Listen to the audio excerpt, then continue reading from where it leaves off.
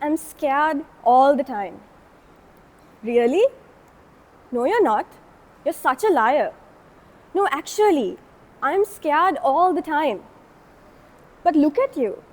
Look at the things you've done. Look at the things you're doing. Yes, I know. I do all of those things scared. These are the two voices inside my head that have been arguing with each other since 2010, and today I thought that I should let you in on some of this fun. These two voices are constantly at odds against each other. It's like enemies to lovers, except it's me and myself. I'm so scared. I can't do this. I feel like other people can do it better. I'll just mess up. But aren't you here already? Aren't you doing it right now? Haven't you done it in the past? Yes, I have. But I feel like it's all wrong. I can't do this. I'm scared. Now I know what some of you might be thinking, which is that this voice sounds really whiny and exaggerated. And trust me, you sound exactly like the other voice that's in my head already. Toastmaster of the day and CC evaluator and fellow Gavaliers.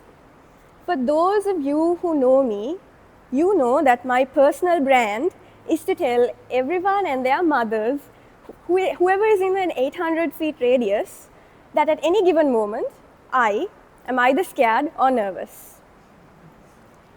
I am scared all the time. Let me give you an example. This entire journey of 10 speeches has basically just been 10 different flavors of fear. With my CC1, I felt like I was going to black out. With my CC3, I was sure that everyone had fallen asleep. And my CC4 was such a disaster that I felt I needed to formally apologize to everyone who witnessed that experience. And by the time I did my CC9, I was motivated entirely out of spite. And now, would you believe the emotion that I am feeling? Yes, fear. But then my traitorous other voice seems to have this habit of reminding me certain things. If I say, God, I'm so scared, it will say, scared. You're in the final year of a law degree that sometimes feels like you're being dragged through this ring of rusty nails, which by the way is also on fire.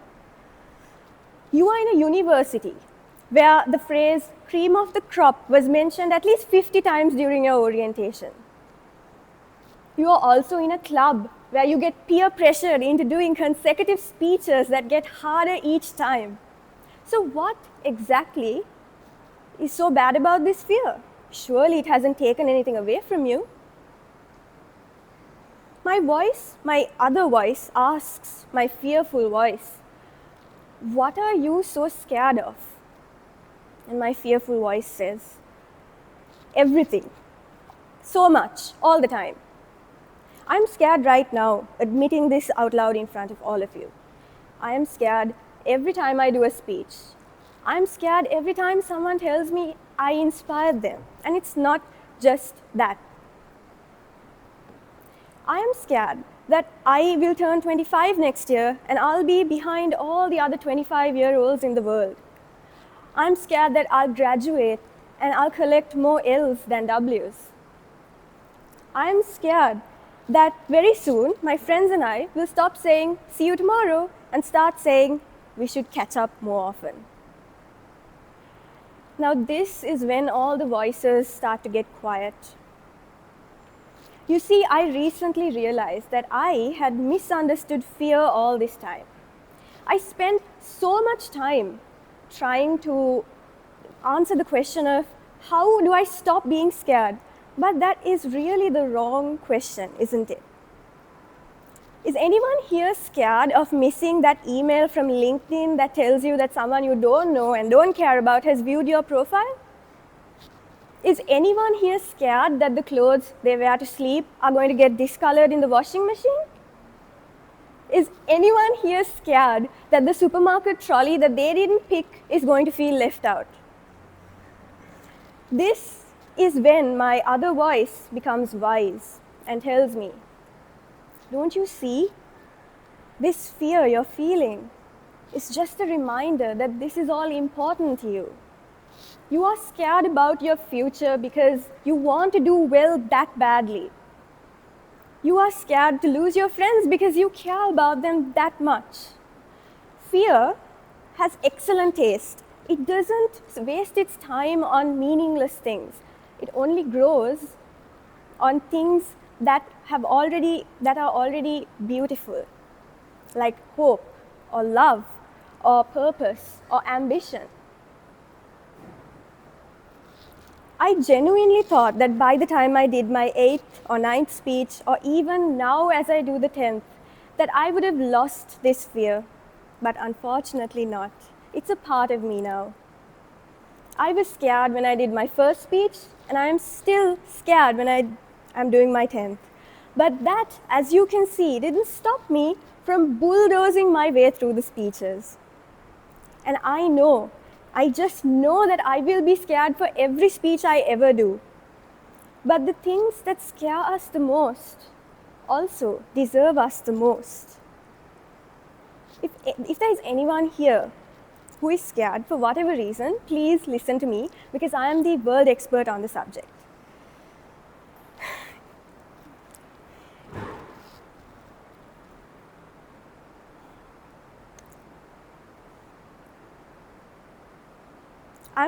If there is something that you want to do that is scary for you, maybe it's a big decision or a conversation or just a version of yourself that you have not entered into yet, I am not going to tell you that the fear will all go away, because it probably will not.